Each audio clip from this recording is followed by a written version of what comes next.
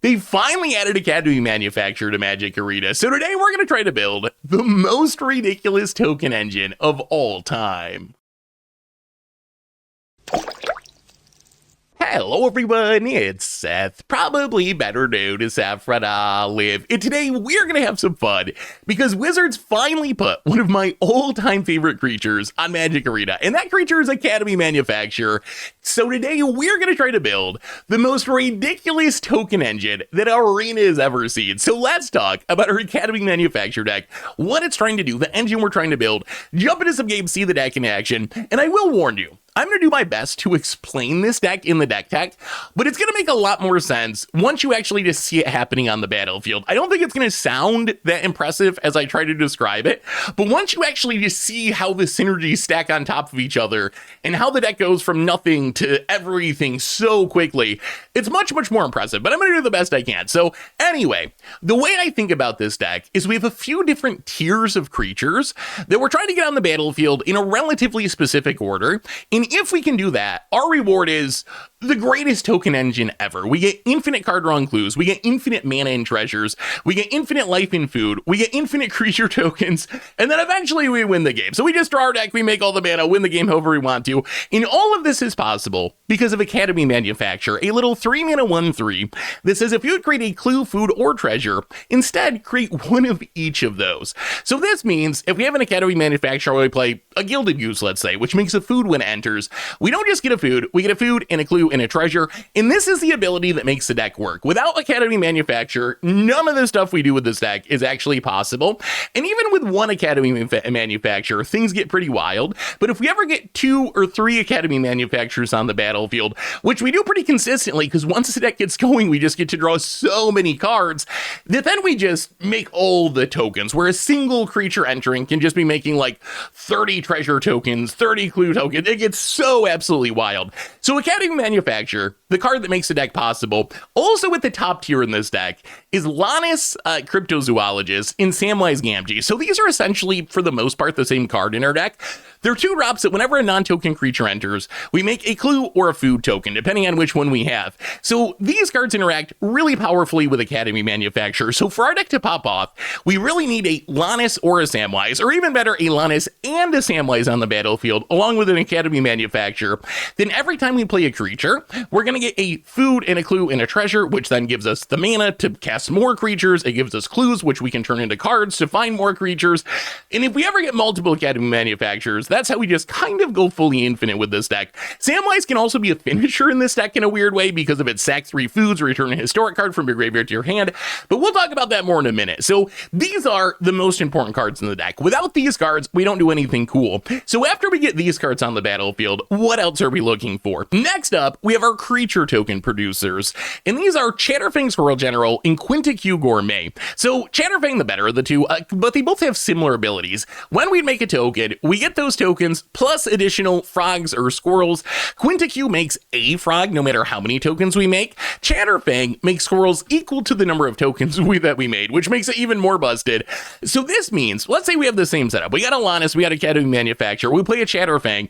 The Lannis is going to be like, okay, you played a non-token creature, so I'm going to make a clue. But Academy Manufactor is going to be like, no, you're not going to make a clue. We're going to make a clue and a food and a treasure. And then Chatterfang's going to be like, wait, you made 3 tokens. I'm going to make 3 squirrels. So then every creature we play is coming along with a food and a clue and a treasure and with 3 squirrel tokens. Or if we have Quinta-Q with frog token.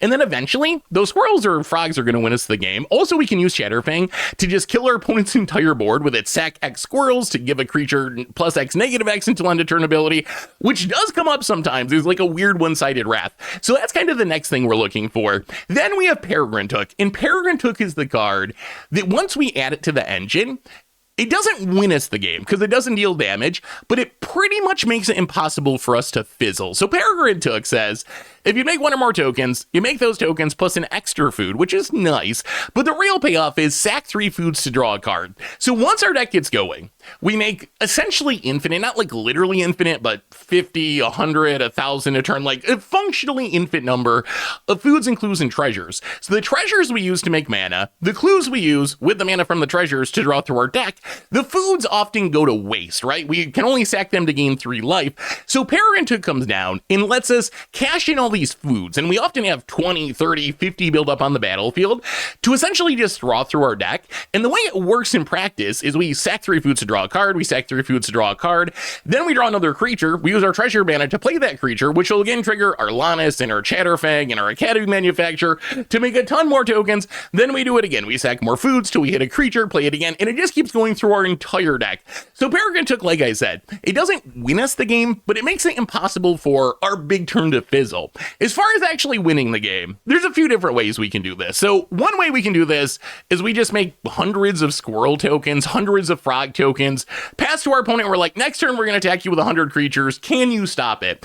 Ideally, though, we'd like to win during our combo turn so we don't give our opponent a chance to like wrath away our board or whatever. And we have a few different ways we can do this. So the most straightforward, Zulaport Cutthroat, a Blood Artist effect. When one of our creatures dies, each opponent loses a life, we gain a life. So we can make 100 squirrels with Chatterfang. Eventually we draw into the Zulaport Cutthroat. We play the Zulaport Cutthroat, we activate Chatterfang to sack enough squirrels to drain our opponent out of the game with Zulaport Cutthroat. We also have Warren Soul Trader. Warren Soul Trader lets the deck go fully infinite once we get things set up. Pay 1 life, sack another creature to create a treasure token. So the way this works, if we have our setup going, is we can sack a squirrel token from Chatterfang, which will trigger the Academy Manufacturer to make a clue and a food and a treasure. Chatterfang will see those 3 tokens entering and be like, all right, I'm going to make 3 squirrels. So we sack 1 squirrel to make 3 squirrels, and then we can do this again, we can do this again, we can do this again. Eventually, we would run out of life, except we can sack our foods to gain life so this doesn't happen, or we can play Prosperous Innkeeper, so whenever a creature enters, we gain a life, so then we never run out of life. And then we just go fully infinite with Warren Soul Trader. Infinite squirrels means infinite mana, means infinite card draw. Eventually, we win the game. Also, Samwise can be our finisher. This is a hard combo to pull off on Arena just because it's very time-consuming and risky that you're going to time out. But Samwise, it is legendary, and it has an ability where you can sack 3 foods to return a historic card from your graveyard to your hand.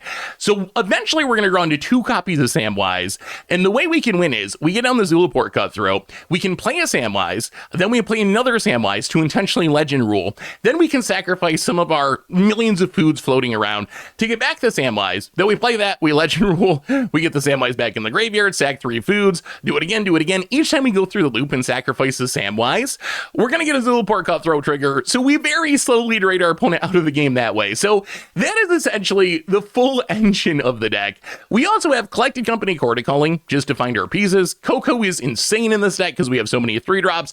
Calling can just tutor out the Manufacturer, whatever piece we're missing at instant speed. Rounding out the deck, Birds of Paradise Gilded Use just speed things up a little bit. Lets us get to our Cocos quicker, lets us play a 3-drop on turn number 2. Gilded Use actually just absurd in this deck because it makes a food when it enters, and we can pay 2 to make a food. So it's a backup way to make tokens if we don't have Lonus or Samwise going to work with Academy Manufacturer. Tireless Provisioner actually kind of sucks. Like, I thought it would be good as a one-of. It has landfall, make a food or a treasure, but I'm actually just going to cut it because it's kind of slow. It's kind of fine, but I mostly just sideboard it out. And then Grist essentially gives us a removal spell that we can hit with Coco, that we can find with Calling. Mana base, pretty straightforward stuff. Bunch of dual lands, some Prismatic Festas.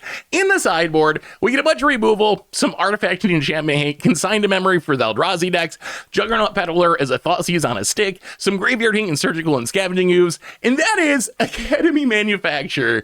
And that's our deck for today. So, like I said, I'm not sure this deck tech can actually do justice to what this deck actually does on the battlefield.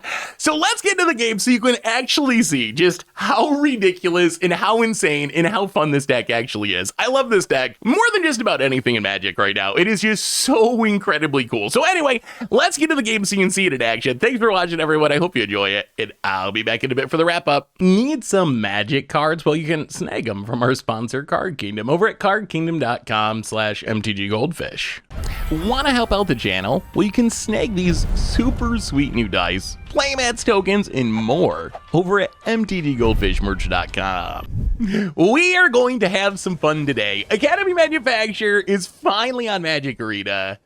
And Academy Manufacturer, it is literally one of my favorite cards. Oh my god, do I love Academy Manufacturer. Which means it is time to make some tokens and see if Arena can handle it. Unfortunately, this hand, I like the Coco. I like the Calling. The problem is we got no Mana Dork. It's all 3 and 4 drops, so I think we actually have to mulligan it. As painful as that is, this hand is okay. I mean, we got a lot of lands, but we do have an Academy Manufactor, which is good. Eldrazi, eh?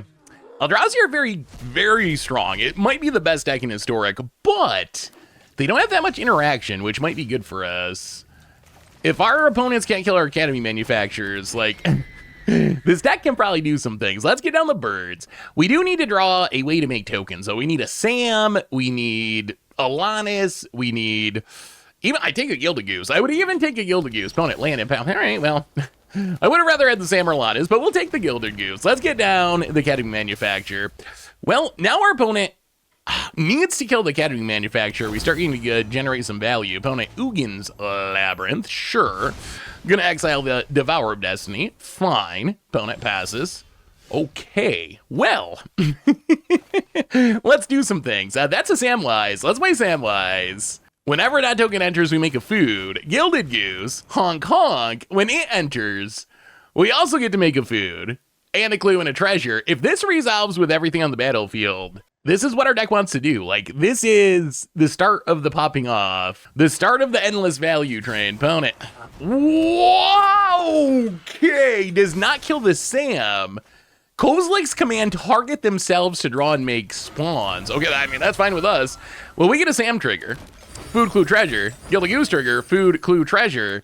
Let's play a Prismatic Vesta for deck thinning. And yeah, we could use a treasure. I guess we might as well chip in for one. Academy Manufacture aggro.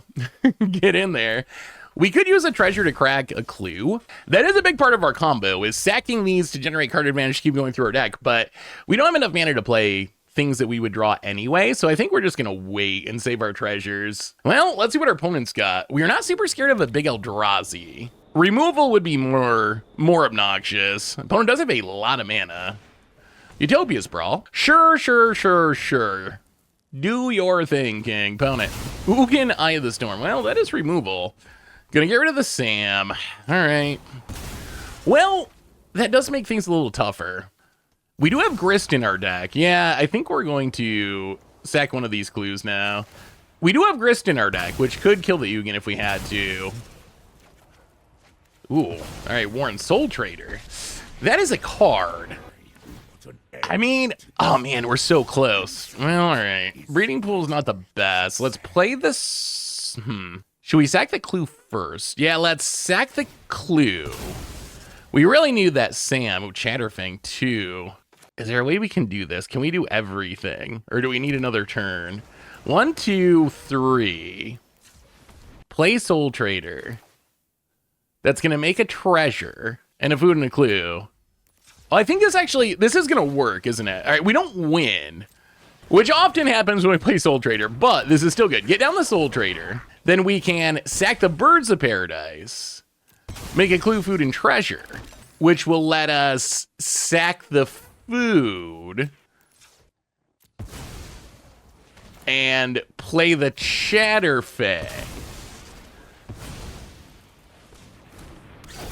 And now we can sack the Gilded Goose. And now we're not like, we're not fully infinite. We're not fully infinite, but we do get to make infinite squirrels. We do get to make a ton of treasures. Can we draw into something? We really need a Sam or a Alanis. That's what lets a... Ooh, there's a Sam. Okay, that's big. That's huge. I mean, now we might be able to win here. The last piece is Zulaport Cutthroat or Prosperous Innkeeper, so we don't die to Warren Soul Trader. But now we can keep sacking squirrels, which actually makes even more squirrels. So we're actually making infinite squirrels. Oh, Peregrine Trick is actually... Oh, we're going to win here. Oh, this is just going to be game. Peregrine Trick's even more insane, because now we can sack food to draw cards, and I think we actually are going to win this game. Let's sack a bunch of squirrels. Make a bunch of squirrels.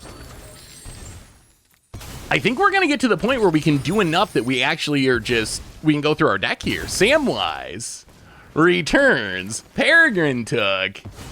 Oh, that's huge. So that's going to trigger the Sam to make squirrels, make foods and treasures and clues. And now we can sack 3 foods to draw a card. And essentially we're looking for Zulaport. Okay, there's Zulaport Cutthroat. Well, I think that's game. Through the Ugin. Zulaport Cutthroat. I guess we Let's see. Make another treasure. Make another treasure and squirrel first. Make another treasure. We can also play the grist. I guess we don't even need to, though. So get down the Zulaport cutthroat.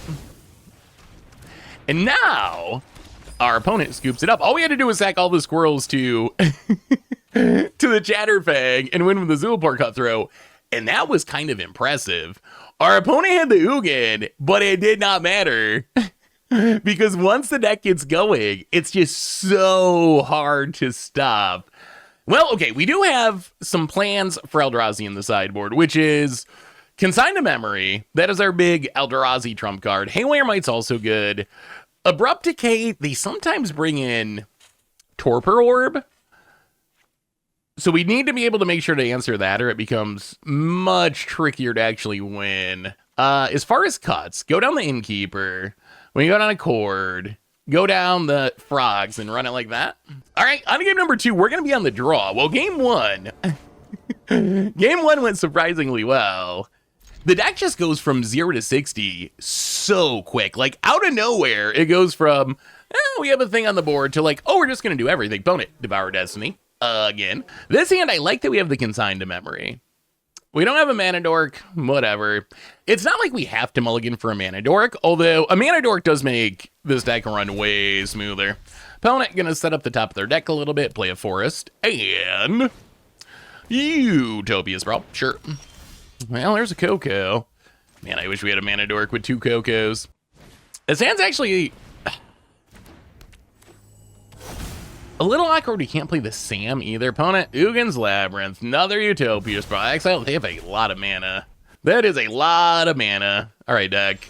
Overgrown Tomb, eh? Well, play the Overgrown Tomb, and I think we have to just pass and leave up Consign. Our opponent has so much mana that they could, like, kick a Sowing Myco Spawn or something here. Right, opponent just passes. Well, let's play the Gilded Goose. I think we still have to focus. It would be nice if we could, like, play the Lannis, play the Gilded Goose, start actually doing our thing, but they only have 2 cards in hand. We really cannot let them just resolve some massive Eldrazi. Well, if they have Kozilek's Command, we are 100% countering that. We're not going to let our opponent make 4 spawns and draw a card or whatever they're going to do. Kozilek's Command's so good. That card's so good. The Eldrazi deck having actual removals kind of wild. All right, there's Kozilek's Command. Well, we gotta do it. It would have been nice if we could wait for, I don't know, an Emrakul or something, but I think we have to stop the Kozilek's Command. I mean, next turn we can Coco, and Coco can find Manufacture, and Manufacture means who knows what happens. We could just win the game. If you ever have a Manufacture on the battlefield, there is, oh no, another one. Opponent's hand was 2 Kozilek's Commands, or they just top-decked another one. 5 spawns, scry 5 deep, 5 to the top. I don't know if I've ever seen someone scry 5. Oh, I wish you were in our deck for the Coco. Well, all right, we draw an Academy Manufacture, pass the turn. I don't know if I've ever seen anyone scry 5 to the top before. They are just all perfect. Found it, Sowing Myco Spawn with Kicker. Well, I mean, I guess we got a Coco in response. This does mean our opponent's going to shuffle their deck, though. They ruin their Scry 5. We would like... all right, well, we'll take a Sam and a Birds. The Sam is fine. Would have rather hit, like, a Chatterfang or Academy Manufacture. We do get our food back, so we can Coco again if we're still in the land of the living. I mean, with 2 Cocos, we got to have a shot, right? We got to have a shot. Opponent exiles one of our lands, gets a land. It's a Sowing Myco Spawn. Oh, Ugin. Oh. We beat Ugin last time. I am much less confident that we can beat Ugin this time.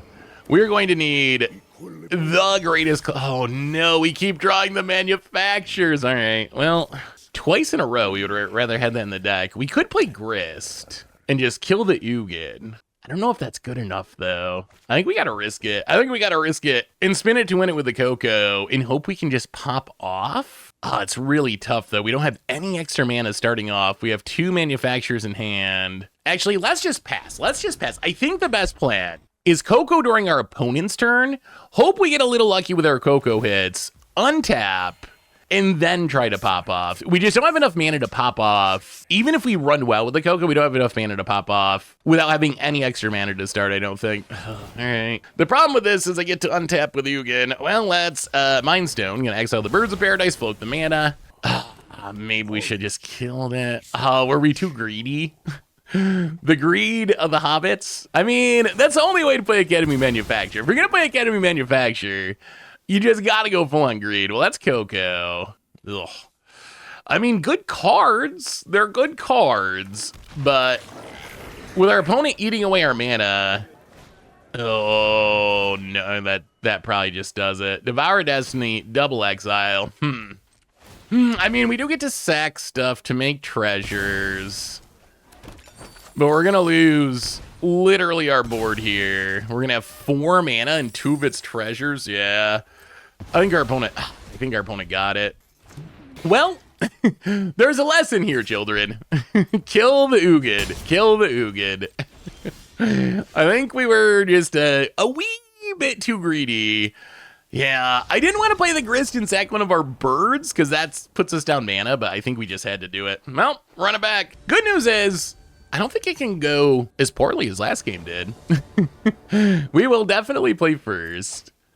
Okay, this is a hand. This is a hand. We got the Mana Dork. We got a Sam.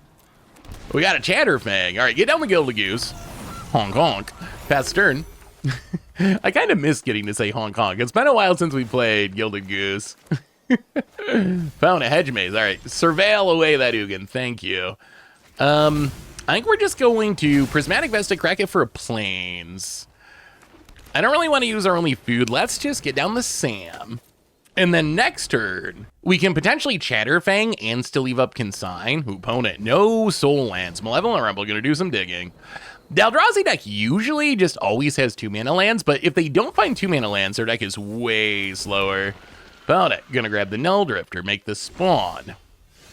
Well, okay, so we get to have a little mini turn here.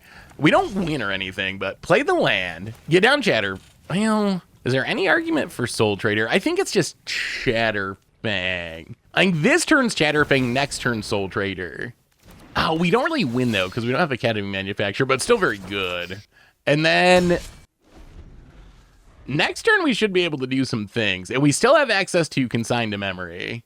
So if our opponent does have, like, I don't even know what they would have here. Something, wow, another non-soul land. Another Malevolent Rebel. Opponent gonna keep on digging. Fine. Phyrexian Tower. I guess they just want any 2 mana land they can find. I mean, I guess it's kind of good with the spawns. Opponent finally finds a soul land. Ugin's Labyrinth makes a spawn. Man, I wish we had a manufacture. We might be able to use the Chatterfang to shoot down the spawns too. Chatterfang's kind of insane once it gets going. Well, opponent's gonna pass. We draw another Consign. Well, all right. Warren Soul Trader. We're not like infinite or anything, but Chatterfang Sam Soul Trader with a Squirrel to start the sacking is a pretty nice setup. Like, this is basically the combo, but without an Academy Manufacturer, so it doesn't just go super crazy. Well, Samwise, gonna make the food. We're gonna get a Squirrel. We'll sack the Squirrel to make a treasure. Gonna make another Squirrel. Get down the birds. I think we do want to kill the spawn. So what we need to do here, we need to make sure we leave up Consign. And we want to probably sack some squirrels to kill some spawns. So if we play the birds, we get another squirrel with the Chatterfang. We have not infinite because we're going to run out of life, but we can make a bunch of mana by sacking squirrels and just getting them back to make treasures. So I think we get down the birds, sack squirrels a few times, just to build up a bit more mana. I mean, I guess we can do the squirrel sacking thing at instant speed too. Like, if we decide that we need more mana for, like, whatever, replicating Consign or something, we can do this during our opponent's turn. All right, so let's Chatterfang. Sack a squirrel, pay a mana, kill a spawn. We just want to try to make sure that our opponent can't play, I don't know, something huge during their turn. They're going to have 5 mana, but that's a lot different than 7. 7's like Null Drifter, which they have in hand. 7's Ugin. So do it again. Sack a squirrel. Kill a spawn. That's kind of the power of Chatterfang. Our deck has like 0 actual removal, but between Chatterfang and Grist, we actually are pretty good at killing stuff when we need to. Sam, down to 13. All right, opponent. Well, Eldrazi with 3 mana on turn 4 is a rare situation. They do have the Ugin's Labyrinth though, so they're gonna be able to start making some mana. I feel like we're in good. This is actually kind of impressive because this is not Academy Manufacture. Usually, if we have Academy Manufacture, the deck can just do the most unbelievably ridiculous things. But if we don't have Academy Manufacture, our deck's usually not very good at beating down, but it's kind of working here. Just like Chatterfang, Sam, Soul Trader, opponent. There's the Ugin's Labyrinth. We are not going to consign that trigger. Although it would be kind of funny. Just stifle their soul land. I think it's probably better just to counter what they cast. Honestly, with 2 consigns in hand, I'm not sure how they actually beat us here. They're at 13. 3, 4, 5, 6, 7, 8, 9. 10, 11, man. Utopia Sprawl. I think we're 1 short of lethal. Oh, man. We make a food with the goose, which will make a squirrel. We can turn the goose and the birds into squirrels. So that'll give us, what, 4 squirrels. Soul Traders 3, 5, 6, 7. Chatterfang, 8, 9, 10, 11, 12. I guess we're probably still going to do it. It seems kind of weird to sacrifice all of our mana dorks, but with the Soul Trader Squirrel shenanigans, Mind Stone. Okay, we are not going to consign to memory the Mind Stone. That is acceptable. Yeah, I don't see a way to get 1 more point of damage. Am I missing something? We're so close. I mean, I guess we just do it and hit our opponent to 1, and we're like, you're at 1, we got 2 consigned to memories in hand. If you can somehow deal with this through 2 consigns. Wow, more Mind Stones. All right, here comes the mana that our opponent didn't have earlier. All right, so opponent's going to pass. Well, let's do our shenanigans. So we can sack the squirrel to make a treasure. Then we can... That also makes a squirrel. Sack the squirrel, make a treasure. So we still have the consign up. I mean, for not having Academy Manufacture, this game's going pretty well. Opponent going to time out real quick. All right, now we can gild a goose, make a food, which will also make a squirrel. Yeah, I think we're still going to do it. I think we're 1 short, but sack the goose, make a squirrel, make a treasure, sack the birds, make a squirrel, make a treasure. Yeah, I don't see a way to get 1 more point of damage. We draw 4 as well. Play the land, go to combat. I feel like the 2 consigns have us pretty safe, though. Like, I feel like every relevant card they could play is going to be something consign can hit. And with 2 of them and with the replicate, I don't know how they realistically are going to deal with our board here. Like, they can play the Null Drifter or whatever, which is fine. But that doesn't... I mean, all we need to do is get in with 1 squirrel. That's the upside of having our opponent at 1. We don't need much to close out this game. Opponent. Wow. All right, Desperation. Just going to evoke the Null Drifter, draw a couple cards. Fancy Divination. They might have the Mass Bounce thing. I can't even remember the Ugin something, maybe? What's the blue, like, Cyclonic Rift thing? 3 mana Devoid, bounce a thing, then if you play an Eldrazi or whatever, you can flash it back and bounce everything. But they really need the bounce everything mode, and it's not in the graveyard. And they don't have the mana now, right? 1, 2, 3, 4, 5, 6. Yeah, I'm not seeing. I think we got there. Well, game 1 combo. Game 2, we got Ugin. In this game, this was a Chatterfang game, just piecing it together the fair way without the manufacture, and opponent scoops it up. Well, all right. The fair win, but we'll take it. We'll make more tokens next time. Sweet. All right, it is time to make all the tokens. We are playing some Academy Manufacture. Oh man, I love Academy Manufacture. It is literally one of my all-time favorite cards. It is so cool. It's also incredibly busted. I don't know why no one else plays Academy Manufacture, because every time I play it, I come away from it like, oh my god, this is like the most obscene card I've ever seen with opponent. Forest Utopia Sprawl, eh? Well, our hand is pretty good because we got Coco's 4 days. Our opponent could be, okay. I was afraid they're going to be Eldrazi again. I don't want to play Eldrazi again. Looks like it might be Green Devotion. Opponent double mana dorks. Well, speaking of mana dorks, we have a bunch of birds. Well, let's play a Prosperous Innkeeper. And play a Gildagoose. Honk honk. And I think we pass. We're going to hold on to the second Gilded Goose. So one of the tricks of this deck is cards like Lannis and Samwise are best way to trigger our Academy Manufacturer, make a ton of stuff. Like us to play creatures from our hand. Oh, there's a Lannis. Like us to play creatures from our hand. So holding on to a Gilded Goose to trigger those is actually helpful a lot of times. Because now we actually might have some chance of winning the game here, as wild as that sounds. We can play Lannis into Collected Company, and then if we hit a Manufacturer into the Gilded Goose, all right, well, let's see what happens. Lannis, Coco, show us Academy Manufacturer, please, and maybe a Sam. Oh, all right, Grist and Sam. Oh, well, we're not going to win the game this turn. We needed the Academy Manufacturer to win the game. We have a pretty absurd setup for next turn.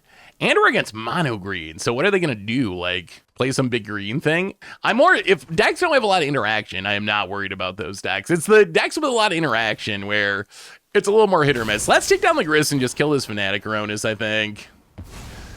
Then get it back from the graveyard if they want to. That's fine. I mean, I'm fairly confident that we win the game next turn, unless this is the worst Coco ever. All right, we hit a Plains, sure. All we need to do is hit a Academy Manufacturer. If we hit Academy Manufacturer, I think we win here. Let's Coco. All right, Academy Manufacturer and Gilded Goose Hong Kong. And okay, now we're off to the races. With a Sam and Alonis, we are going to make 5 foods, includes, and treasures. And then we will play the Gilded Goose. Which is going to trigger Sam and Lannis in itself. We'll go up to 8 foods, includes, and treasures. And now we can... So now we kind of want Peregrine Took. That's kind of the next piece. Or a Chatterfang. So sack a clue, draw a card.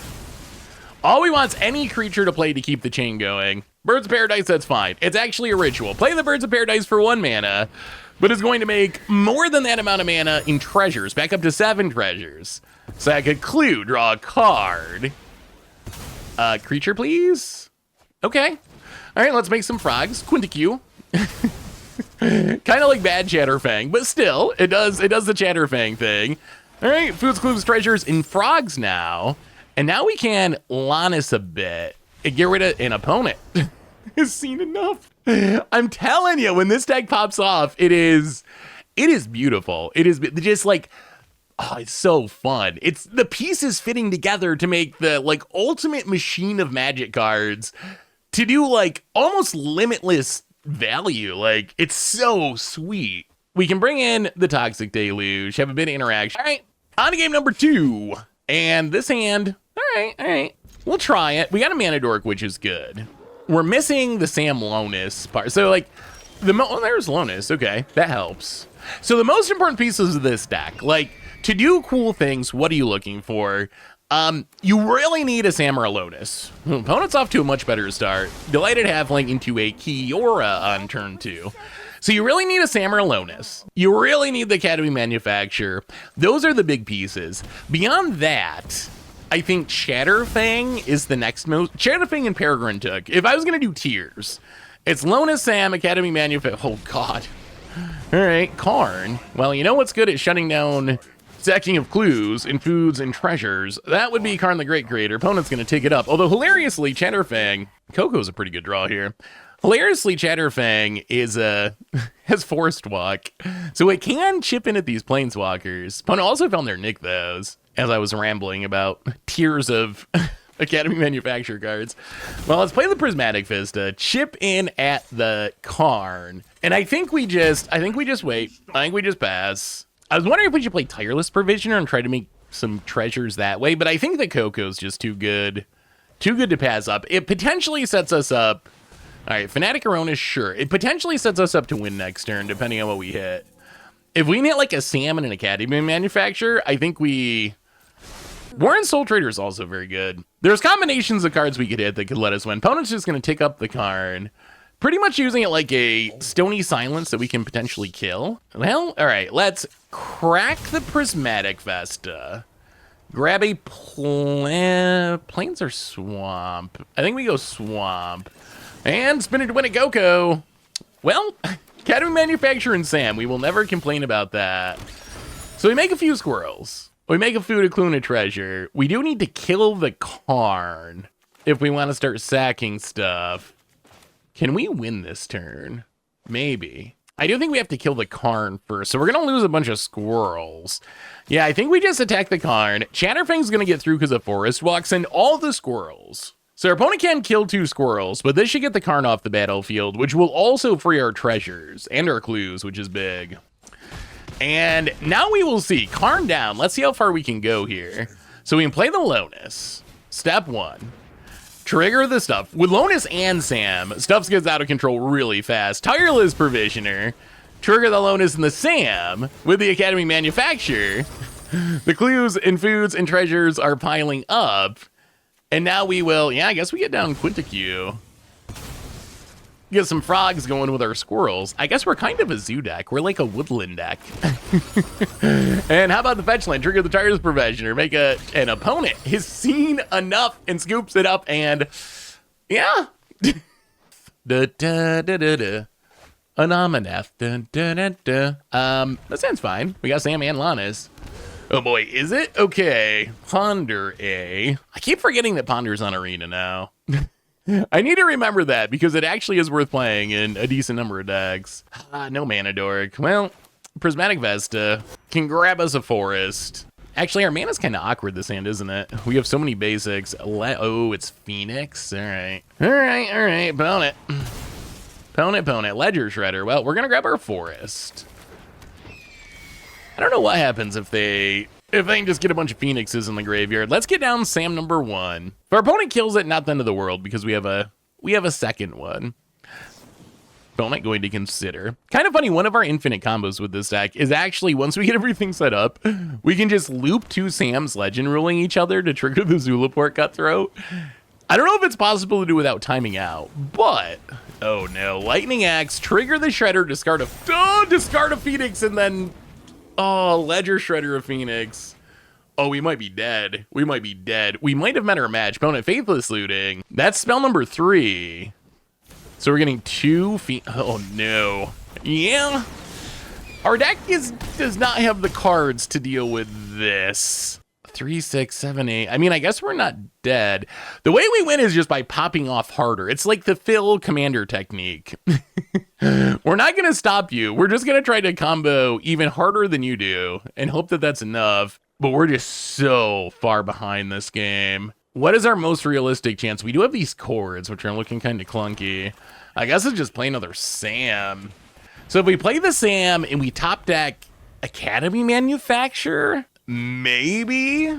Bonnet, Perilous Iteration. That's assuming we're even alive next turn. And even if we draw Academy Manufacture, I don't actually... Cool, and the Treasure Cruise. That was a very good Phoenix draw. I will say, Ledger Shredder gonna trigger. Discards another Shredder. And opponent plays land. Gonna get in and hit us. Down to 2. Well, it's gotta be Academy Prismatic Vesta. Yeah. Yep. Well, fair enough. We did not combo harder that game. What do we have for Phoenix? I guess the Surgical's good. Ooze is good. That might be... Yeah, we don't have a ton. We did not build with Phoenix super heavily in mind. Yeah. I guess we get on a cord and maybe 1 birds, run it like that. All right, on to game number 2, and I'm actually very scared of this matchup. The combination of Fast Clock and Removal. We got Academy Manufacture, though, and Alanis. And I guess Gris could do something. So let's just lead on Overgrown Tomb Tapped. Go. Well, the question is going to be how much removal does our opponent have? Can we actually just... double Lannis. Can we actually just play Lannis in Academy Manufacture and have stuff live? Snag the island. Get down Lonus. And pass the turn. Don't kill it. It's fine. It just makes clues. It's not scary. You gotta spend 2 mana to crack them. It's not scary at all. Don't worry about it. Actually, the clues are so big for this deck because sacking clues to draw through our deck is what lets the... Oh my god, that's Coco. Is kind of what lets the combo work. Well, let's play the land and we're going to do it. Academy Manufacture. Put him to the test. Put him to the test. Make a food and a clue and a treasure and pass the turn. It is pretty nice, isn't it? Can you kill our... If they can't kill Academy Manufacture, next turn is going to be... All right, they can kill Academy Manufacture. Well, that's fine. We just got to find more of them. Opponent going to consider spell number 2. Come on, how about no Phoenix for once? After last game, our opponent had all the Phoenixes. Well, all right, there's a Phoenix. Thankfully, our opponent can't get it back this turn, I don't think. Surgical would be nice. Pound gonna bird us. Down to 15. I mean, we still have the Coco. Oh, 2 Cocos. Well, playing the land, I think we just main phase the Coco. Academy Manufacturer and Warren Soul Trader. Not bad. Not bad. Food, Clue, and Treasure. So we have 3 mana, but Grist won't trigger Lonus. Do we sack Lonus too? We could sack the Lonus and play another one. I really want to play this Coco. I think we're gonna go for it. We can sack the Lonus. This seems really risky, and it kind of is risky. Sack the Lonus to get another mana. That gives us mana for another Coco, but we don't have a Lonus or a Sam. We need to hit a Lonus or a Sam here. Coco, number 2. Off the treasures, yes, you can do your Ledger Shredder stuff. If we hit well here, we might win this turn. Found it, discards a land. Okay, Sam and it's got to be Academy Manufacturer. 2 Academy Manufacturers gets crazy. Okay, now we can play the Lonus. And we are going to go from 7 up to 9 foods and clues, 4 treasures. Let's sack a clue, draw a card. See what we can see. Oh, another Sam. Wait, are we infinite now?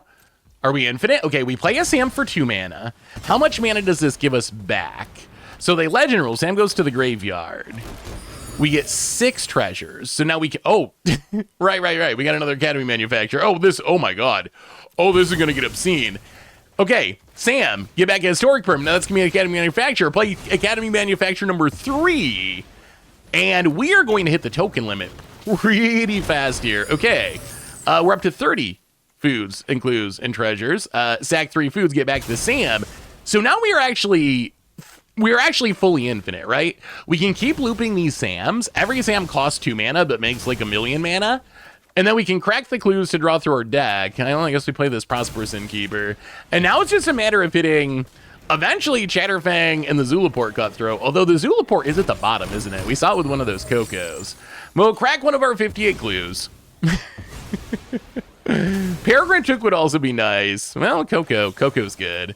Peregrine Took is nice because it gives us even faster card draw, sacking the foods. Well, Coco again. Grist, well, there's Peregrine Took. Okay. So we do win the game this turn, as long as we can do all this without timing out. So make some foods and clues and treasures. Now, Peregrine Took lets us sack 3 foods to draw a card. Deck is just like the most ridiculous machine. Sack 3 foods, 3 foods, draw a card.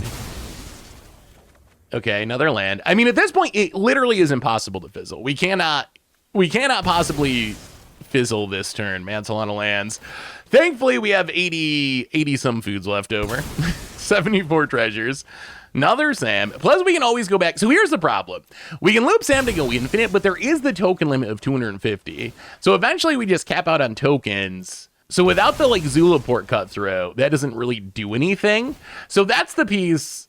Chatterfang, Zulaport Cutthroat. Once we find those, we actually just win. I actually don't think we want to play. It's so funny. With 3 Academy Manufacturers, anything we play is going to put us to the token limit. So the challenge of this game, Scavenging Ooze is not bad. If this comes to us timing out, at least I can deal with Phoenixes. The challenge of this is anything we play makes so many tokens, it just hits the token limit. So we like can't play things. If we play things, we just token limit, and then we're not going to have enough space, which isn't a real thing in Magic, but we're not going to have enough space to make enough tokens to win with the Zulaport Cutthroat. Well, let's keep sacking. Okay, Court of Calling. So we can get the Zulaport Cutthroat. Zulaport Cutthroat. So now we have a Blood Artist. We trigger our stuff. We token limit again. So we could try to win by looping Sams. The problem with the looping 2 Sams for infinite is it just is so slow that I'm not sure that we can actually loop it enough times to drain our opponent out of the game before the clock runs out. So now we need to sack stuff to get to get tokens off the battlefield. We would like to play this Quinta and make a bunch of frogs and then sack those frogs to burn our opponent out of the game with the Zulaport cut through. But we need more space on the battlefield. Because you can only have a total of 250 tokens on Arena. So I'm worried if we play this Quinta now.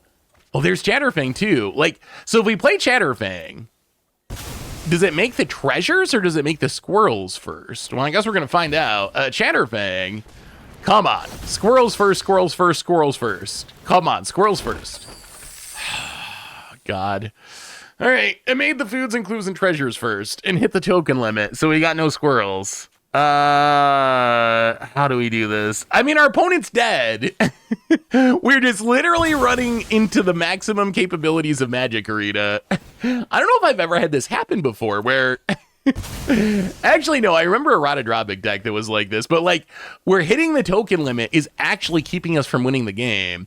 You could just scoop opponent. I will not be offended if you just concede. That is perfectly acceptable. Grist. Maybe we just sack... You know what? Maybe I'm dumb. And maybe we should just sack some of the Academy manufacturers just to not make as many tokens, which sounds so wrong because the whole goal of this deck is to do exactly this.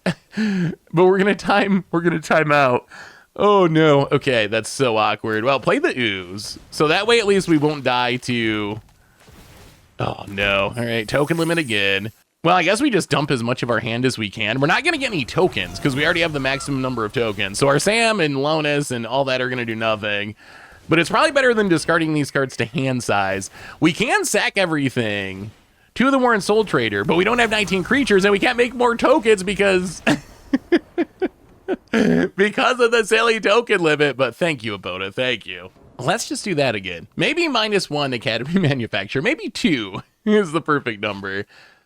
Oh, this hand. Oh, this hand's so bad, but it's got Surgical. And I feel like Surgical makes up for the rest of this hand being very sketchy. I mean, the hand's not bad. The problem is we only have 1 land, although this Kill the Goose, honk honk, actually helps a bit. If we just hit lands, this hand's kind of good. Surgical is our 1-piece Perilous Iteration. Gonna draw a couple cards. Surgical is our 1 piece of actual super relevant interaction against this deck. Like, we can just get rid of all the Arclights forever. And if they can beat us with non-Arclights, then can we draw land? We probably deserve to lose. Okay, that's a land. That's huge. That is huge. So now we can get down Samwise Gamgee and pass the turn. Opponent, gonna do some pondering and surveilling. If we can get up enough creatures, we might be able to, like... Huh, we don't have blue mana. We're going to have to use the Goose. Well, we might be able to get down like the Lannis and then eventually Cord into the Manufacturer and pop off. Found it, land, and going to consider. So Perilous Iteration should find a Phoenix. So I imagine they're going to be discarding a Phoenix on their end step. Ancient Grudges are notable because those can kill... Ugh, and a Chain Lightning. All right. Well, Phoenix is really good at seeing a lot of cards. The Ancient Grudges are going to be good at dealing with Academy Manufacture. I still think we have to get the Phoenixes, though. Opponent managed to turn on the DRC. Gets and hits us down to 15. End of turn. Got to discard their Phoenix, and I think we just do it now. I think we just do it. I think we pay life. I think we pay to life. Get rid of they're tapped out. We don't have to worry about a Spell Pierce or something. Yeah, it would be nice to get rid of the Ancient Grudges, but ooh, another Phoenix in hand. Okay. Opponent's hand's not very good. What do they have in their deck? Ledger Shredders, DRCs, Chain Lightnings. I mean, all we got to do is manage to be this silly DRC. Our opponent's hand's not great. Oh, Quinta. Do we just kill this DRC? If we kill this DRC, we leave our opponent with a Spell Pierce and a Consider? That is not much. It does mean sacking the Goose. But what else are we doing? We're sacking the food to play like a Quinta or a Lonus? I think we do it. I think we grist. And then, yeah, I mean, get rid of this DRC. Get rid of the Surveil Engine. We know our opponent's only got 7 threats left in their deck. So hopefully it takes them a minute to find a Ledger Shredder or a DRC. Opponent considers mills. And hopefully we draw lands. That was where this hand started out sketchy, was we did keep a 1-lander. Opponent Faithless Looting, gonna draw some cards. We did keep the 1-lander. And we did draw the 1 land, so we've been able to function a little bit. But now that we sacked our goose, if we do not... Oh, the goose that laid the golden egg. Found it. DRC. Academy Manufacture that we can't cast. Well, take up the grist, mill a goose, pass the turn. Man, the 1 land 1 keep might come back. I thought the surgical was going to be enough, but opponent, perilous iteration. Mills a card, draws a card. No 4-drops left. Opponent probably has to kill the grist. Yeah, gonna kill the grist. I would love to draw a land. Well, oh, we have so many 3-drops. This deck is getting stuck on 3 lands is okay. Getting stuck on 2 lands, not ideal. We can't even cast the 2. We cannot cast literally anything. Opponent gonna get Jingatha. Gonna chain lightning our face. Oh, they're gonna beat us without their phoenixes, aren't they? Down to 7. Come on, deck. Come on, deck. Coco. Yep. Not gonna be in time. You know what? It's fine. We got a birds, we got a Lannis, we got a cord. It's not like busted or anything, but it's reasonable. Reasonable enough to keep. Well, land and Bird's Paradise. So the main thing is like, ooh, tapped Azorius land. Could this be blue-white control? I think the main thing, second Lannis is kind of awkward, but play the Lannis and pass the turn. I feel like all this deck really cares about. So I guess it cares about 2 things. Some decks are just like faster combo decks. So if you can just win faster than we can, then that's kind of awkward. The other thing we care about is how much interaction are you playing? And I imagine if our opponent is blue-white control, and we don't know that yet, who knows? It could be anything. But if it is a control deck, they're gonna have a lot of interaction, and that's gonna make things a little trickier. Fragment reality on the birds. Okay, sure. This might be blue-white control. Passes. Well, there's always another Bird's Paradise, apparently. Let's play the birds. Leave up that blue mana for bluffing purposes. And, oh, okay, they're definitely control. They milled Callum or whatever that alchemy finisher is. Well, Temple Garden untapped. Against control, we might as well take some damage, I think, so we can crack our clues here. Our life total shouldn't be under a lot of pressure. The challenge is going to be fighting through their piles of removal. Crack this clue. We actually can play an untapped land and cord for an Academy Manufacture, which is actually kind of excellent. Assuming we don't draw anything better than that. And there's not much that's better than an Academy Manufacture, in all honesty. Well, let's crack this clue.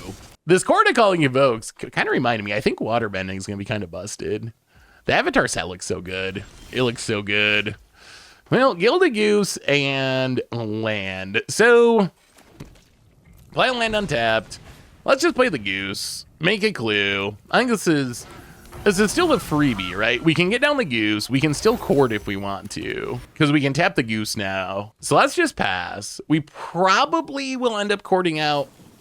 Opponent's going to consider. Try to Chord out a Academy Manufacturer, start generating that value. Opponent going to leave it on top. Draw a card. Do they have a Wrath? That's the other thing. Blue-white control probably has a bunch of sweepers. I feel like this might be a hard... I don't know. I haven't played against blue-white control much. Teferi time, Raveler. Well, once this comes down, we can't Chord, so I guess it's time to do some manufacturing.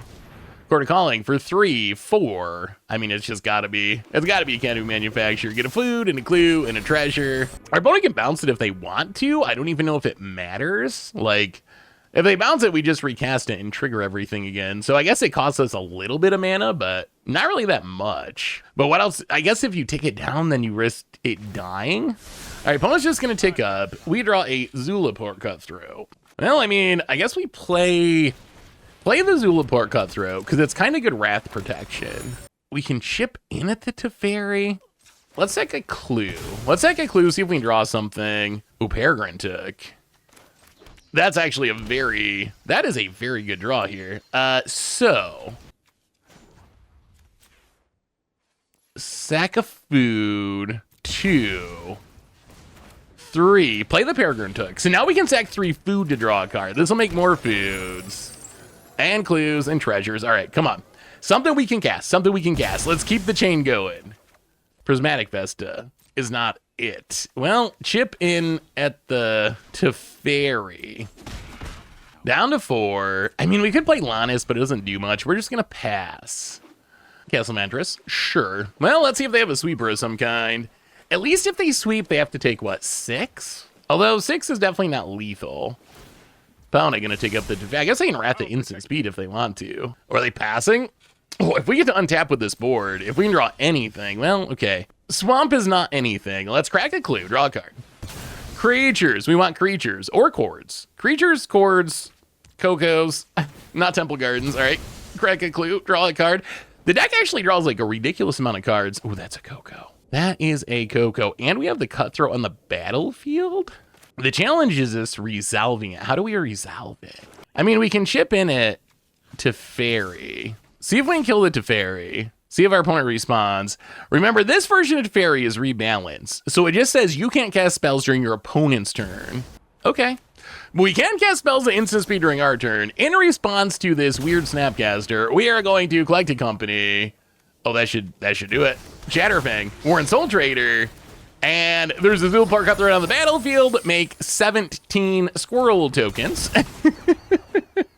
And then I guess we might sack some of these squirrels real quick and kill this Snapcaster thing. And then we will sack some more things and make you die. Zilpar Cutthroat, triggers, put her down to 16. They get back a fragment reality. I guess we just win with this on the stack. So sack a squirrel to make more squirrels and trigger. I mean, this is just game. We just can Soul Trader our opponent to death. Sack a squirrel, drain ya. And now we can Chatterfang to sack all the squirrels. Just to speed things up a little bit. Target whatever, another squirrel, sure. And yes, sack 14 squirrels. And we just comboed off at instant speed with a removal spell on the stack against the control deck. Here comes the Zilpar Cutthroat triggers, and that was pretty impressive. This seems like such a tricky matchup too. Wow. Okay, well, I am still very scared of the control deck because we do not have much for it. We can bring in these Juggernaut Peddlers, which are essentially a Thought Seize that we can hit with Coco. And that's really, I mean, Surgical maybe? We'll go down the Tireless Provisioner, go down a Birds of Paradise, and I guess we just run it like that. All right, on to game number 2. Can we beat the control deck again? I feel like we kind of maybe got lucky last time. We dodged, they had a bit of removal, they had the Teferi, but they didn't really have much removal. They didn't have any sweepers. I'm curious how we do. Well, this hand is, we would take this hand every single time. If we could have this opening hand every game, we would not lose very often with this deck. This hand is, it is great. It's got the ramp, it's got the manufacturer, it's got Alanis, and it's got a Coco and 3 lands. It is literally the hand. If we could Demonic Tutor for the perfect 7, it would look very close to this. Very, very close to this. Well, let's play the Botanical Sanctum, get down the Gilded Goose, honk, and pass the turn. Opponent shocked themselves on turn 1. They got Fragment Reality. Sure, opponent's going to fragment the Gilded Goose. We still get the food, though. Opponent land and passes. There's a Chatterfang. Well, Temple Garden untapped and Lonis. You. Opponent, tap land. Well, another Lonis. I guess we just play the Swamp, and we're not going to have any fear. Academy Manufacture doesn't get countered. All right. How about a food and a clue and a treasure and hit you for 1? You. All right. I mean, next turn, if we actually just resolve this Coco, we might, or even just the Chatterfang might be better.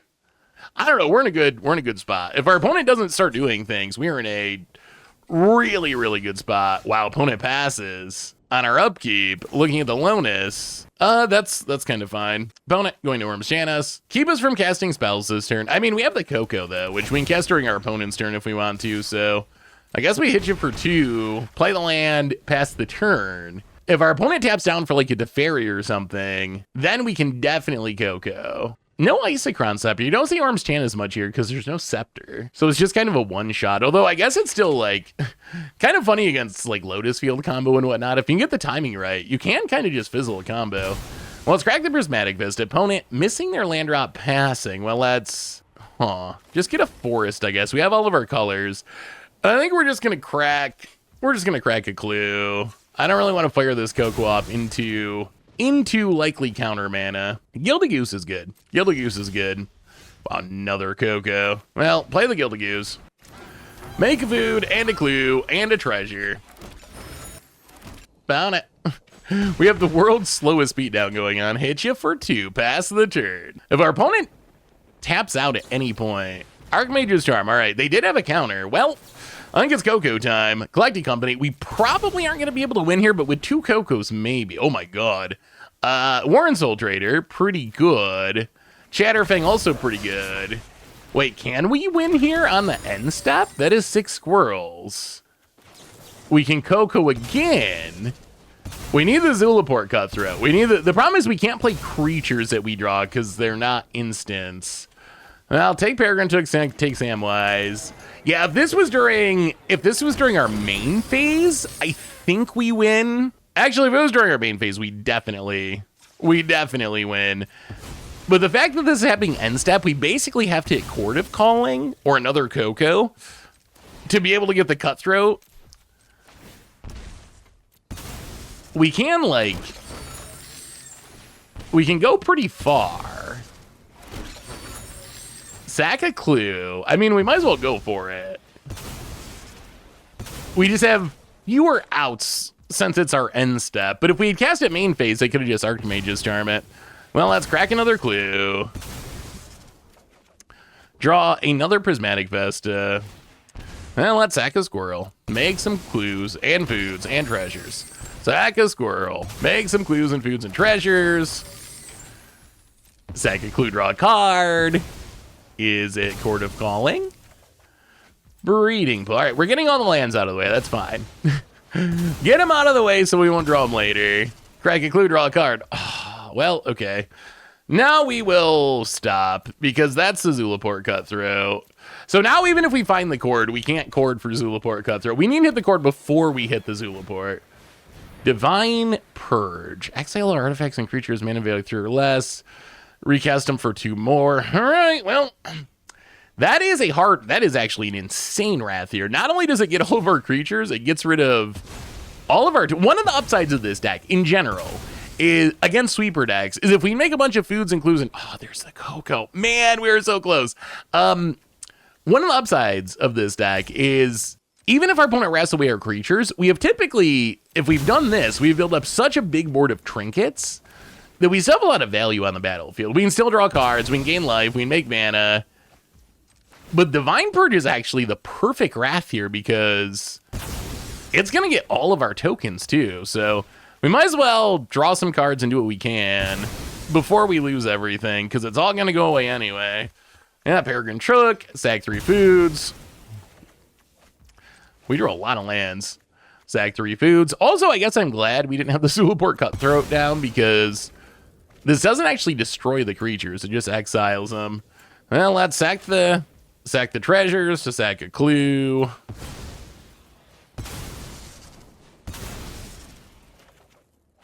A chord that doesn't do anything. I mean, we can chord for something. It just doesn't matter. Yeah, we're just gonna let this go. We could like sack more stuff and lose more life to make more treasures, but I think we want to maintain some life to be able to keep comboing after we replay stuff. Because all of our stuff goes to, it's just super expensive, but our stuff still exists. Well, let's play the Lannis. Let's see if we can rebuild. Can we beat a Wrath? Play the Lannis. Play the Birds of Paradise. Make a clue. Prismatic Vesta. Crack Prismatic Vesta. Our hand is almost too big to use. Prosperous Innkeeper. I guess we should have played Innkeeper first to gain a life, but probably doesn't matter too much against the control deck. All right, I mean, discard 5 cards. How many lands do we have? 1, 2, 3, 4. All right, discard 5 lands. Pass the turn. I mean, that's not a bad rebuild for 1 turn after the Divine Purge. I mean, at some point we can replay the Academy Manufactor. Right? Like a lot of our best Wrath of the Skies to blow up everything. Yeah, sure. All right. I mean, this is kind of more how I expected it to go against the control deck. Now we draw land. Now what? We do have the Coco still. I guess we can like Lonis Coco, Chord, start playing expensive stuff from Exile. I guess we can like, how about Samwise? Let's do this. Let's start getting stuff from Exile. Let's play the Sam. Temple Garden untapped. Play the Lonis. Get a food. And this sets us up, I think, to try to win again next turn, maybe? Like, if we play the Academy Manufactor here, we double trigger Sam, Lannis, food clues and treasures, we might just be able to win next turn. It is annoying that it costs 5 mana thanks to Divine Purge, but it seems possible. Possible that we might be able to do it. We'll see what our opponent does. They did have 2 Wraths in a row, and they still do have a handful of cards. I mean, if we beat this would be impressive, because I've always had in my head that the matchup that I'm scared of is the control deck, because they can just kill all of our stuff, and if we can't keep things on the battlefield, we can't do the cool things. But our opponent's already cast 2 Wraths. Maybe we don't care about Wraths as much as I feared. Oh, Gildagoose is so much worse when it costs 3. Pass the turn. I think we're just gonna do Coco and Cord shenanigans. Found it. All right, 3 steps ahead. Well, yeah, we're gonna wait. We could resolve the Coco now, but then we're just playing into potentially another Wrath, because our opponent has proven themselves to be a Wrath believer. Yeah, just a bounce spell. All right, opponent going to consider. Mills a treasure cruise, interesting. How about no Wraths for a turn or 2? We just want to make some tokens. They're clues and foods and treasures. They don't even hurt you. It's fine. Supreme Verdict, come on about it. Our opponent literally just has every Wrath that exists. All right, Galactic Company. All right, Academy Manufacture, and we're gonna go greedy. Academy Manufacture. I think this should do it. With our opponent tapped down, we got Sam and Lonis in hand. This should be the hand that does it. So play the Sam. 2 Academy Manufacturers, play the Lonis. 3 foods and clues and treasures. Play the Juggernaut. This should be 6 foods and clues and treasures. And we get a peek at the hand. Wow, another Divine Purge. All right, we're getting rid of that one for sure. It shouldn't matter, though, because we should just win here, right? So Zula Port Cutthroat. Because we still have the Chatterfang in exile. And now it being, or we don't even need the exile one, I guess. We can play the one from hand. But being expensive doesn't matter now, because we have all the mana. So Chatterfang, foods, clues, treasures, squirrels, Warren Soul Trader, foods, clues, treasures, squirrels, and wow. Our opponent had not 1, not 2, but 3 Wraths, including one that got rid of all of our clues and foods and treasures, and we still took down the control deck. Wow. All right. Well, maybe control's not as bad of a matchup as I thought. Like I said before, Sam and Lannis, kind of S tier. I guess Academy Manufacturer is also in that tier. Those 3 are the cards that make the deck work. Those are the most important cards. That's what you're looking for. And then beyond those, it's really Chatterfang and Soul Trader, the kind of the finishers, I guess, that in Peregrine took. Like, once we get the big 3 going, those are the cards we're looking for to actually let us just, like, play our entire deck and win the game. Opponent leads on an Urborg. Well, that kind of actually helps us a little bit. We do have cards that cost black mana. Let's play the Gildagoose Hong Kong. Pass the turn. So mono black, maybe? What does this mean? Opponent. Castle Lockwain. And going to kill the goose. Sure. Well, there's a Grist. If we play that, we can't play... Do we actually have to... We actually have to crack this to get a forest? I mean, I guess that's fine, because all of our lands make black. So we can just get a forest. Get down the Samwise. Pass the turn. I mean, in our dream world, we just, like, Lannis into the Coco and hit some Academy Manufacturers, and Mind Rake, target player discards 2 cards. Well, Sam and, I guess, Lonis. We're going to hold on to the Grist, because we can play at this. Ooh, Chatterfang. Ooh, Chatterfang's even better if we draw a land next turn. If we draw a land next turn and spin into an Academy Manufacturer with Coco, plus we get a Squirrel this turn, so we get a little offense going. But if we get a Manufacturer with Chatterfang out and Sam, we probably win. Opponent. Another Mutavault and Davriel. Oh, this is actually tricky. So do we discard the Grist, which is the one card we know we can cast, or the Coco, which is way better, but I don't know if we can cast it? We're going to go Grist. We're going to be greedy. Can we draw a land, Magic Gods? Can we draw land? Oh, land would be so nice. We will take 2. Sure. Oh, another Coco. All right, if we ever draw another land, we're going to send 2 with this Davriel. Make sure it's gone. Hit you with the Squirrel. We don't want to keep discarding collected companies ideally to this Davriel. The life loss doesn't really matter because we know we sack food. Like, this deck is actually oddly good at gaining life too, because it usually just has a million food sitting around. Target player discards a card, then they discard another one, or you conjure a card from their library into your hand. All right, whatever. We'll discard one Coco. We're not going to go down both of them. It hurts even to discard a single Coco. Thankfully, they shouldn't conjure anything too good out of our deck because it's all synergy pieces that are not very good unless you're our deck. Like, what's a Sam or a Lannis? Wow. That is actually the most generically good card in our entire deck. Opponent hits a Grist out of our deck somehow. Yeah, that is actually the best possible card. Well, let's play this Lonis. Man, if we ever get to cast this dang Coco, and then I guess we just have to sack a squirrel.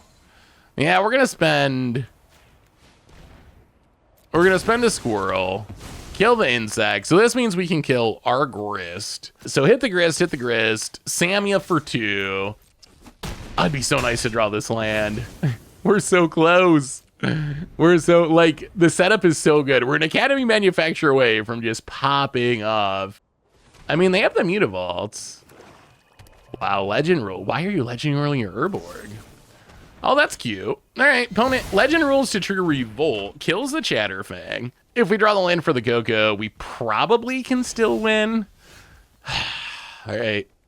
It's a land with suspend 1. Probably better known as Birds of Paradise. We also do have 3 foods, so we can sack foods to get things back from our graveyard. Historic things back from our graveyard with Sam. But I think we keep waiting. We'll just get down the birds. I really would like to cast this Coco. But at some point we can get back the Chatterfang, or if we need to, the Grist. Like, if we need a removal spell, that ability on Sam is actually very relevant in this deck. Well, crack the food, or the clue draw card. We can also just get cards back into our hand if our opponent's going to make us discard, which is nice. All right, we can finally cast a collected company. Way slower than we wanted, but can we see an Academy Manufacture, please? How about 2 Academy Manufacturers? Even better. All right. Let's make a few foods and clues and treasures. Opponent, do you have removal? If you have removal, kill an Academy Manufacture now, or else I think we probably win this turn. With 2 manufactures, every creature just is so much value. Interesting. They're going to kill the Sam. This doesn't even really work because we can just sack 3 foods to get back the other Sam. Yeah, I don't know if Sam was the best choice there. Or if you're going to kill the Sam, you got to do it before the Coco resolves so we don't get all the triggers for Academy Manufacture. All right, we will make 6 foods, clues, and treasures. Actually, just kidding. It's 12 because we also have Lannis. Play a Tireless Provisioner. Make a food and clue and treasure. I guess I should have played Sam first. At this point, I'm not sure our ordering really matters. Play the land, Tireless Provisioner. Make some clues and foods and treasures. Yeah, I mean, I guess we might as well. We might as well get the Sam down. We're going to want it eventually. So we can just keep looping the 2 Sams to make infinite mana. We already basically have infinite mana. We might as well get back the Chatterfang to make squirrels. And then at some point, we just got to start drawing cards and look for Zulaport Cutthroat, and we should have it. Well, there's a Chatterfang. Back from the dead thanks to Sam. Chatterfang's so good in this deck.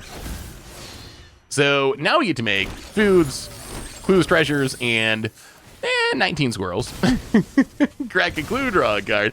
This deck is so fun to play. Honestly, it's like the most fun I've had playing on Arena, and so I love playing this deck. I love it. I love it. Oh, one of my all-time favorite things to do in Magic. Ooh, Soul Trader. Okay.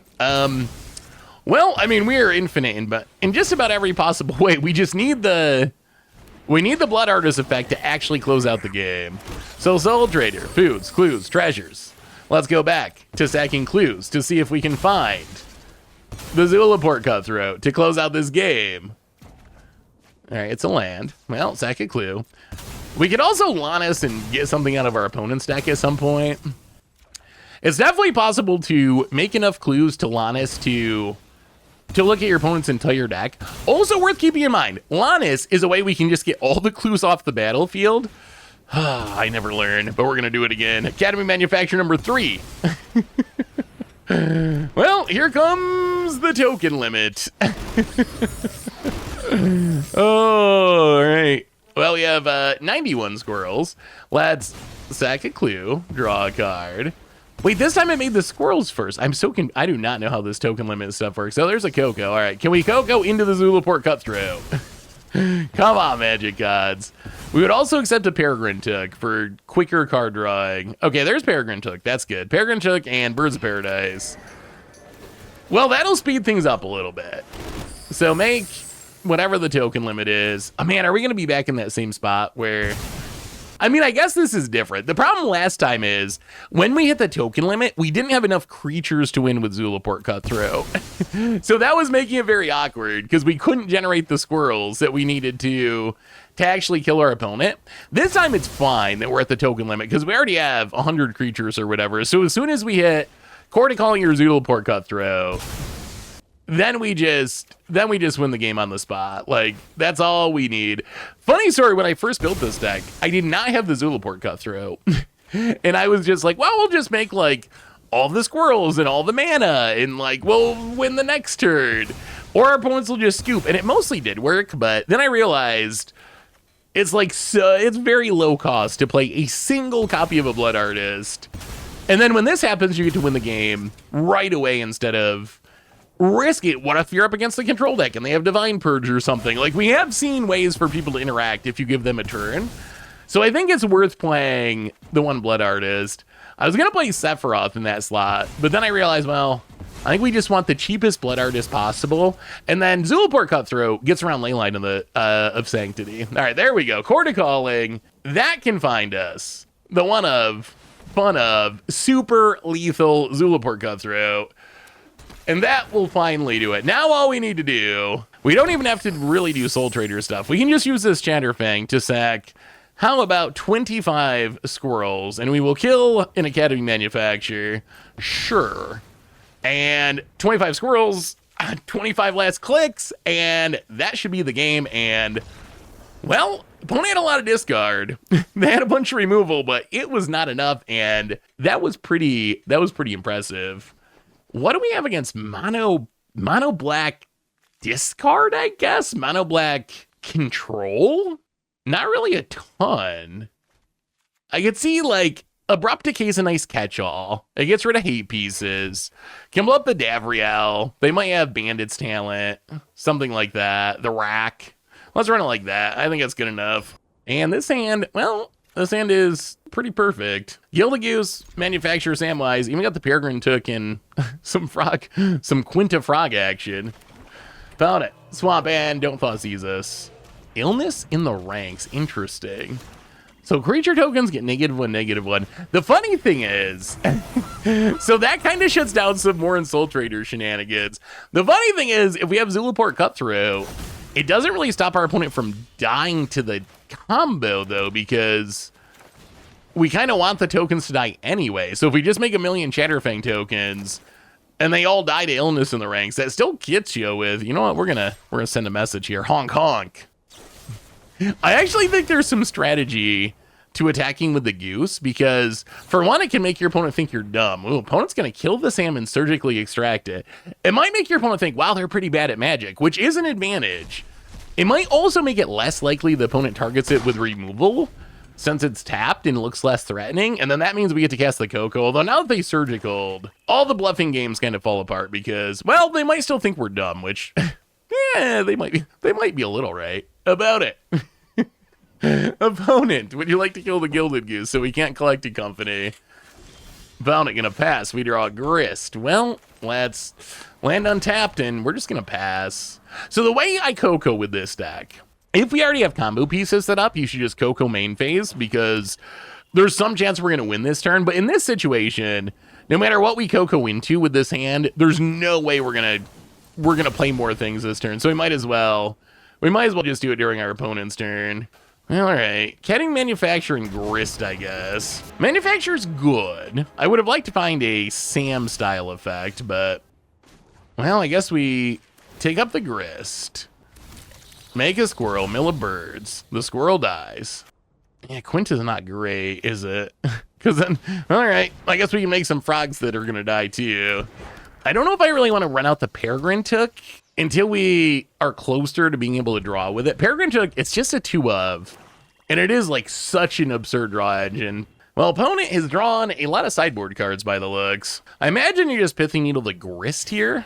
Yeah, opponent gonna name Grist. Well, we do have the Abrupt Decay, so we do have an answer to this in our deck.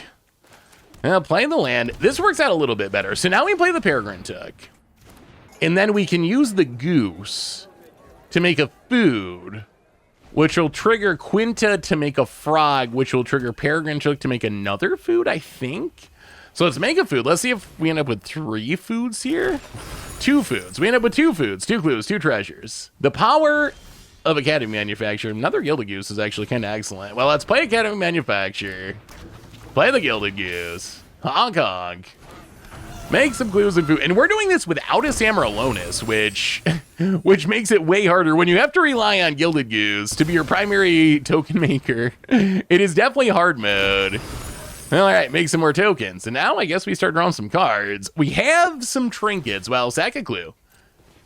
Draw a card. Yeah, Lonis, okay. Lonis. Well, we might actually be winning this turn now. Now we're getting with the Lonis down, we can start sacking to Peregrine Took to draw cards. Unless we run really, jeez, Warren Soul Trader, okay. Warren Soul Trader. I almost wonder if that would have been a better Pithing Needle name. The Grist wasn't really doing that much. Well, Soul Trader. Now I think we do win this turn. Make a frog, the frog dies. So we're basically back to the Find Zulaport Cutthroat stage already. Oh. Triple Manufacture. All right, well, let's do some token limiting. Actually, we can't really hit the token limit, right? Because all of our creature tokens just die. Well, let's sack a food, draw a card. Sack some food, draw some cards. Peregrine Took, he's a hungry hobbit. Ooh, Coco. Okay, that's a good one. Galactic Company. Can we get a Zulaport Cutthroat? Please. If we get a Zulaport Cutthroat, I think we just win. Well, okay, Chatterfang. And I guess another Soul Trader. Well, let's make a bunch of creature tokens that are gonna die. 55 squirrels to die. Wait. No. Arena. Oh no. Wait, Quinta's been making frogs like crazy. Yeah, sorry opponent. Quinta's been making frogs like crazy and they all just sacrifice instantly. So the tokens are dying to the illness of the regs, giving everything, all the tokens -1/-1. Why is Arena making each squirrel die separately though? I don't understand. Because Quinta's been doing the same exact thing. Like, it's worded just like Chatterfang. But the frogs just instantly all die. And now it's taking, like, seconds to kill each squirrel. Thankfully, it's our opponent that's timing out, not us. Wow. And there's another... there's another Lonis trigger happening. So we're going to have to do it all again. And now this is going to happen any creature we play for the rest. Oh, no. Oh, magic gods. Why? I mean, all we got to do is find the Zulaport Cutthroat, and then our opponent will die as the squirrels very slowly sacrifice them. I've never seen this before. All right, we did it. We sacked 50-some squirrels. Oh, they're back. Lonis trigger now. Let's do it again.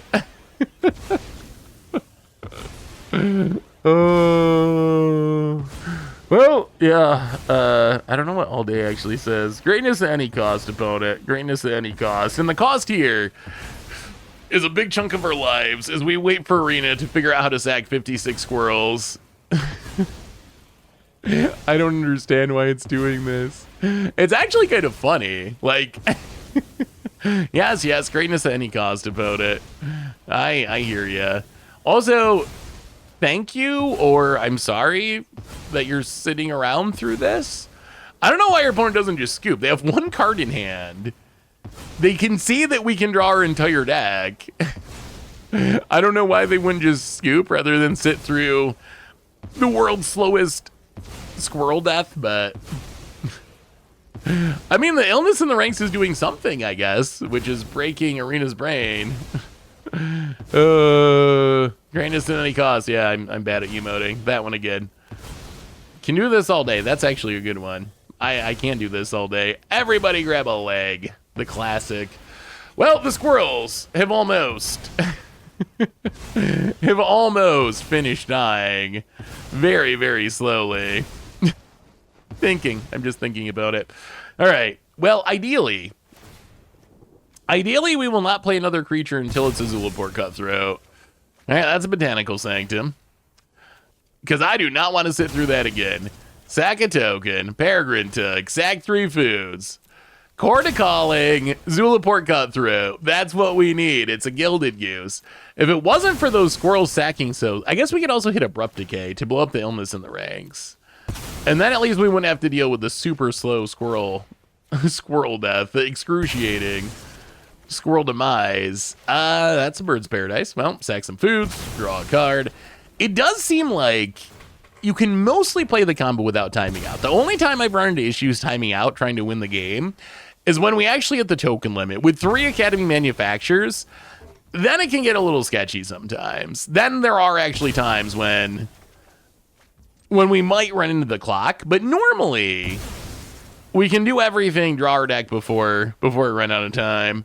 Where in the world is this Zulaport Cutthroat? Temple Garden, well, sack some foods, draw some. Thankfully, we had like 100 foods, so. And we can make more if we have to. I don't want to deal with that animation again. Come on, Zulaport Cutthroat. For the sake of our sanity, all right? That's the island. How about if we do a little sacking? Okay, there's a Zulaport Cutthroat. Well, all right, Zulaport Cutthroat. It might take a while, but this should actually win the game. Make foods, clues, treasures, and a whole bunch of squirrels, which it's going to do the same thing. All right, well, once these 50 squirrels very slowly die. Arena. Oh, Arena. Arena. Oh, my goodness. Thank you to our opponent for being a good sport about this. I didn't know it would work this way. I actually feel kind of bad. I actually feel kind of bad, but we're getting there. We're almost halfway through the squirrel horde, down to 25. The illness in the ranks, I swear. Well, we learned a couple of things. One is Arena really doesn't like a bunch of squirrel tokens and illness in the ranks. 2 is illness in the ranks actually doesn't shut down this deck. If anything, it just annoys us because it's taking so long for the squirrels to die. But our combo actually works exactly the same through illness in the ranks. So I would say don't bother bringing in illness in the ranks because, I mean, I guess I could see the value of shutting down Soul Trader in specific. Like, it does shut down some things our deck can do, but it doesn't actually shut down the finish. Oh no, here comes the rope. It doesn't actually shut down the finish of the deck. All right, the squirrels have died. Come on, Zulaport Cutthroat triggers. There they are, 52 Cutthroat triggers. And those are gonna resolve a little bit faster. Opponent down to 5, 4, 3, 2, 1, and what a ridiculous game and what a ridiculous deck. Oh, beautiful, beautiful. I love this deck, and that last game is the reason why. You never know what's going to happen once you start popping off with Academy Manufacture. Oh, but we can talk about in the wrap-up. So what do we learn this week about Academy Manufacture on Arena in Historic? And record-wise, we went 11-9 with the deck for a 55% win rate, which perfectly fine, but I honestly don't care. Like, if we won 20% of this time with this deck, it would be all the same to me because I just absolutely love playing this deck. And I think the matches we had in the video, you could really see just the ridiculous things that this deck can do. It is pretty easy to buy like turn 3 or 4-ish, depending on the draw, to either go like actually fully infinite or at least like functionally infinite where we're just drawing our entire deck and making so many, and there's like some small percent chance that we fizzle if we just draw like 10 lands in a row, but the deck just does absolutely wild things, and there's so many weird synergies and just so many cool lines with the deck.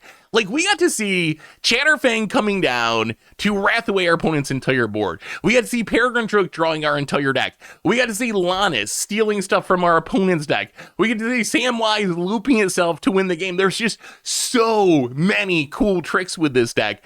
So I just love this deck. I find decks like this incredibly fun to play. Like, seriously, I know I find a lot of Magic decks fun to play, but this is like one of my favorite decks to play. It just does such cool things, and like the engine you set up is so interesting and so powerful that I just find this deck to be an absolute blast to play. So I'm glad that it actually has like a good enough record that it had a winning run rate, because maybe some people will try this deck and find out just how incredibly fun it actually is to mess around with.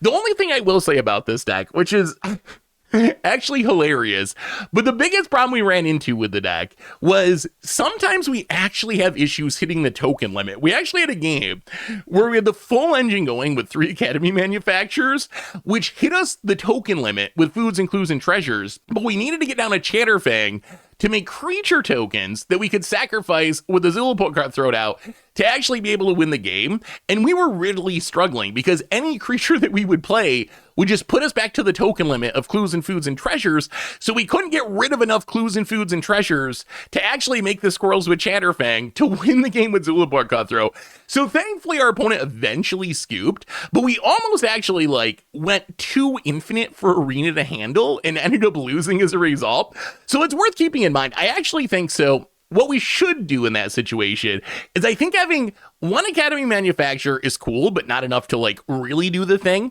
2 Academy Manufacturers is enough to pretty much go infinite. 3 Academy Manufacturers, you hit the token limit super fast. So I think the magic number is actually 2, or what we probably should have done in that game is play the 3 Academy Manufacturers, get all the tokens that we need to do our thing, and then sack some of the Academy Manufacturers to get them off the battlefield so we stop making so many tokens. Because one of the big risks of the deck is you actually just make too many tokens and things go wrong. So the deck, my big concern going into it, as far as it actually being good, was how do we do against removal heavy decks? Because we need to get, 2, 3, eventually 5, 10 pieces on the battlefield to do our thing. So I was really worried, if we run a removal heavy decks, they're just going to kill our stuff and we're not going to do anything. But I'm actually not sure that is that big of a concern. Like, we played the control deck that I believe in game 2 had 3 wraths in a row, and they were wraths that even swept away all of our tokens too. So getting rid of all the clues and foods and treasures. And the deck just didn't care. It just like kept rebuilding itself and doing the thing again and again and again. Decks with a lot of early game targeted removal, those are actually the toughest ones. Like, if you play against this deck, if you can just keep Academy Manufacturer, Samwise, and Lannis off the battlefield, the deck's very mid, right? Like, without those cards, yeah, you might make a random token here or there, but you're playing a bunch of like kind of underpowered creatures that aren't going to win you the game on their own. Having stuff like Coco to get 2 creatures, Court of Calling to find some of the instant speed definitely helps in those matchups. But yeah, that's one of the challenges. The other challenging matchups are some decks are just like more degenerate than us, like Lotus Field combo, for example, or a really good draw from Is It Phoenix, like can just be too fast for us to get all of our pieces on the battlefield, especially if we don't have a Mana Dork on turn number 1. But the good news is, if we play against removal light decks, like we played against Eldrazi so many times, like I think that's got to be the most popular deck in Historic right now, at least the matchups I face. I feel like I play Eldrazi like maybe 30+% of the time, 1 out of every 3 matchups maybe. And I actually feel like Eldrazi in general is a pretty good matchup for us, even though their deck is really powerful. They just don't have a lot of interaction. Like, they have Kozilek's Command, but not a lot of targeted removal. So in matchups like that, where our opponent can't just repeatedly pick off our stuff, the deck is absolutely absurd. And we just do the most big, hilarious things possible to win the game. But I'm kind of gushing because I just love this deck so much. Like, I kind of want to finish this deck tech so I can go and play the deck some more, because it's just such a fun deck to play. But that's Academy Manufacturer. That's been our deck for today. Seriously, if you got the wild cards, or if you have the cards laying around, give it a try. It's just so incredibly cool. But that's the deck. That's our video. Thanks for watching, everyone. I hope you enjoyed it, and I will talk to you soon.